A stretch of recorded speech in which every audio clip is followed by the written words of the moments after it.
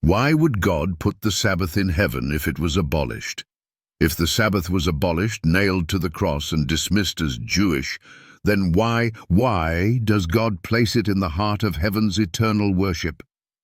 Isaiah 66:22-23 declares with thunderous clarity, "For as the new heavens and the new earth which I will make shall remain before me, saith the Lord, it shall come to pass that from one Sabbath to another shall all flesh come to worship before me."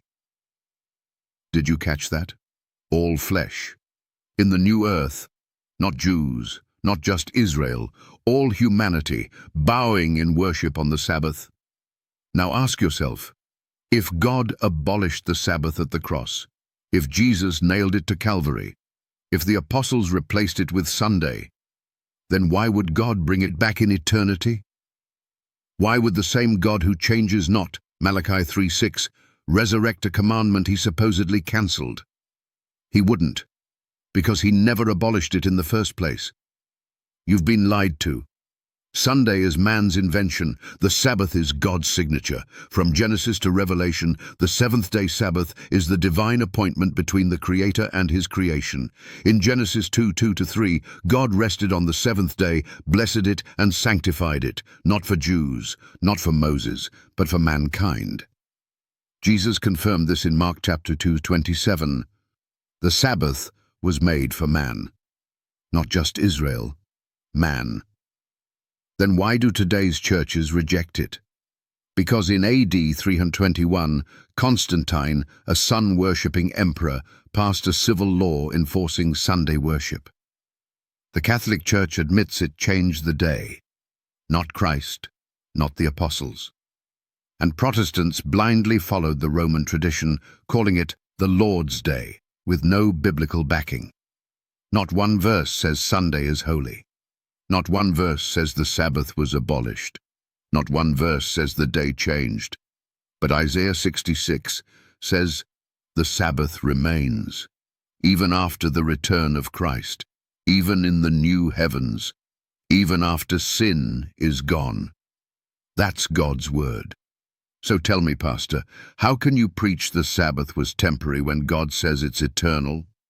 Imam, how can you ignore the seventh day when God sanctified it before Islam was born? Priest, how can you bless Sunday worship when your own catechism confesses Rome changed the day? Skeptic, how can you reject a commandment that even heaven itself honors? This isn't about legalism, it's about loyalty.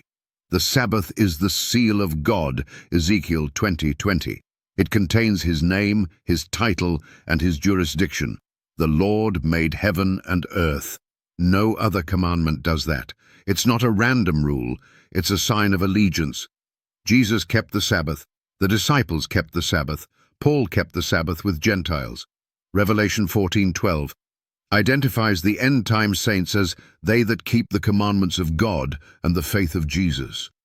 Not faith alone, not tradition.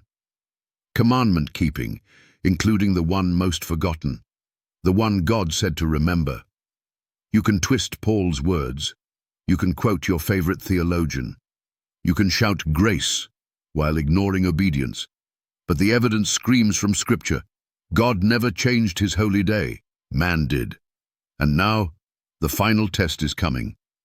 Revelation speaks of a mark of the beast, a counterfeit system of worship. It's not about chips, it's about days. God's day or man's, the Sabbath or the substitute. Isaiah 66 is a warning and a promise. In the new earth, all flesh will worship on the Sabbath. That's the future.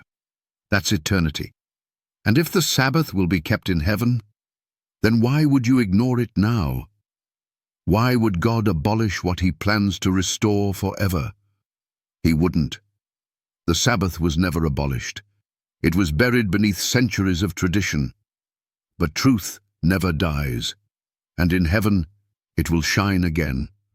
Will you walk into eternity honoring man's tradition or God's command? The choice is yours, but heaven has already chosen. The Sabbath is there. Will you be